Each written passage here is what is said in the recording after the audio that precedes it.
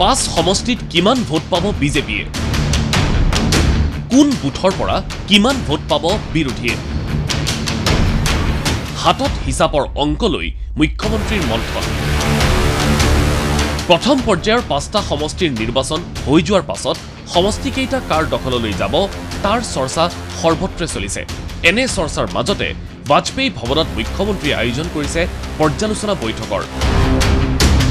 5টা লোকসভা সমষ্টিৰ অন্তৰ্গত বিধায়ক প্ৰভাৰীক বৈঠকলৈ তলব মুখ্যমন্ত্ৰীৰ ডিব্ৰুগড়ত বিজেপি প্ৰাৰ্থী সৰ্বানন্দ সোণোৱালে কোন বিধানসভা সমষ্টিত কিমান ভোট পাব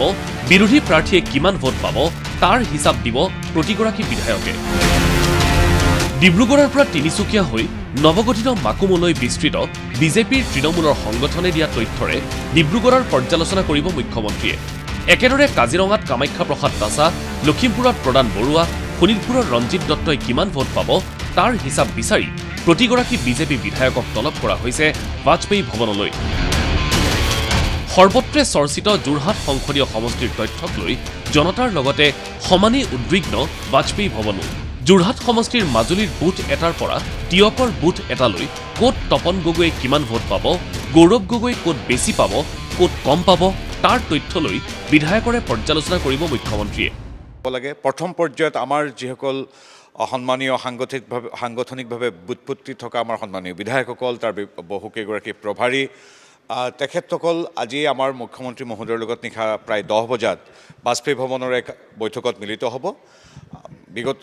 হৈ যোৱা প্ৰথম ফেজ বা প্ৰথম পৰ্যায়ৰ নিৰ্বাচনৰ কিছু অৱধাৰিতভাৱে বিশ্লেষণটো হ'বই ডাঙৰীয়া ইতিমধ্যে ফিডবেক ল'লে তেওঁ সেইকাৰণে বাৰম্বাৰ কৈ আছে যে 2 লাখৰ ব্যৱধানত আমি যোৱা লোকসভা সমিতিত আমি জয় হ'ম তেখেতে আৰু নতুনকৈ ফিডবেক ল'ব লগা নাই আমাৰ খালি দ্বিতীয় পৰ্যায় আৰু তৃতীয় পৰ্যায়ৰ নিৰ্বাচনলৈ আমাক ক'ৰবাত প্ৰেৰণ কৰিব সেইটো লৈ পেলাই তেওঁ পৰিকল্পনা এটা প্ৰস্তুত কৰিব গৈ আছে তেওঁ দূৰদৰ্শী চিন্তা কৰি পেলাই ৰাজনীতি কৰি আছে এই কংগ্ৰেছৰ দৰে এই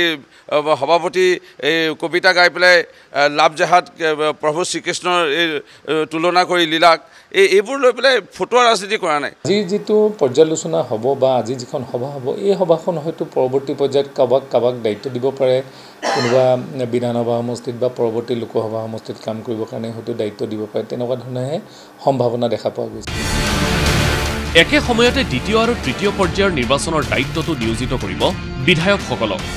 কিন্তু মূলতঃ দ্বিতীয় আৰু তৃতীয় পৰ্যায়ত তেখেতসকলে যেহেতু এতিয়া তেখেতসকলৰ দায়িত্ব প্ৰথম পৰ্যায়ত ইতিমধ্যে শেষ হৈছে দ্বিতীয় আৰু তৃতীয় পৰ্যায়ত আমাৰ সন্মানীয় মন্ত্ৰী বিধায়ক কাৰ্যকৰ্তাসকলে কেনেকৈ অৰিহণা যোগাব সেৱা আগবঢ়াব তাৰ বিষয়ে আজি এটা বিশদ আলোচনা সন্মানীয় মুখ্যমন্ত্ৰী মহোদয়ৰ উপস্থিতিত অনুষ্ঠিত হ'ব মূল কথা এইটোৱে আৰু ৰাজনৈতিক দলেতো নিজস্ব আমি বিশেষকৈ ভাৰতীয় জনতা পাৰ্টীয়ে আমি কি কৰিছোঁ কেনে হ'ল কি কৰিবলগীয়া আছিল কি কৰিছোঁ এই সকলোবিলাক আমি খতিয়ান সদায় লৈ থাকোঁ ৰাজ্যসভাৰ সাংসদ তথা মুখ্যমন্ত্ৰীৰ ৰাজনৈতিক সচিব পবিত্ৰ মাৰ্ঘেৰিটাৰ স্পষ্ট কথা বিজেপিয়ে বতাহৰ খবৰৰ ওপৰত ভৰসা নকৰে বিজেপিয়ে ভৰসা কৰে নিজৰ বুথৰ পৰা পৃষ্ঠা প্ৰমুখৰ পৰা অহা খবৰৰ ওপৰত বিভিন্ন ৰিপৰ্ট আমি আহি গৈছে ইতিমধ্যে আৰু প্ৰত্যেকখন গাঁৱৰ ৰিপৰ্ট এনেকুৱা নহয় আমি ড্ৰয়িং ৰুমত বহি বেলেগ দলৰ নিচিনাকৈ কোনোবা শ্ৰদ্ধেয় সংবাদ মাধ্যমৰ বন্ধুৱে কিবা এটা ৰিপৰ্ট দিলে কোনোবা শুভাকাংক্ষীয়ে দিলে ক'ৰবাত কোনোবা চহৰৰ কোনোবা বিশিষ্ট এজন মানুহে ক'লে সেইবিলাককো সন্মান জনাওঁ আমি কিন্তু আমি মূলতঃ আমি লক্ষ্য কৰোঁ আমাৰ গাঁৱৰ পৰা অহা চহৰৰ কোনোবা এটা ৱাৰ্ডৰ পৰা কি ৰিপৰ্ট আহিছে আমাৰ কাৰ্যকৰ্তা শুভাকাংক্ষীয়ে কি দিছে সেইবিলাকৰ ওপৰত আমি গণনা কৰোঁ আৰু হয় মই এইটো ক'বলৈ দ্বিধাবোধ নকৰোঁ যে হয় আমাৰ ৰিপৰ্ট আহিছে ৰিপৰ্ট খুব আশাব্যঞ্জক আৰু মই ভাবিছোঁ যে ইমানো ভাল হ'ব নাই আমি তাতকৈ অলপ কমাই ধৰিলেও আমি প্ৰত্যেকটো লোকসভাত আমি ৰাইজৰ আশীৰ্বাদ লাভিবলৈ সক্ষম হওঁ বিজেপিয়ে এনেকৈয়ে প্ৰথম পৰ্যায়ৰ হৈ যোৱা নিৰ্বাচনক লৈ কৰিবলৈ লৈছে মন্থন এটা কথা ঠিক এই নিৰ্বাচনত যি বিধায়কে বিচৰা ধৰণে দলীয় প্ৰাৰ্থীক অগ্ৰগতি দিব নোৱাৰে তেওঁই 26ত টিকট বঞ্চিত হোৱাটো প্ৰায় নিশ্চিত ভিডিঅ' জাৰ্নেলিষ্ট পংকজ বৰাৰ সৈতে ৰাজু বৰুৱাৰ ৰিপৰ্ট ND24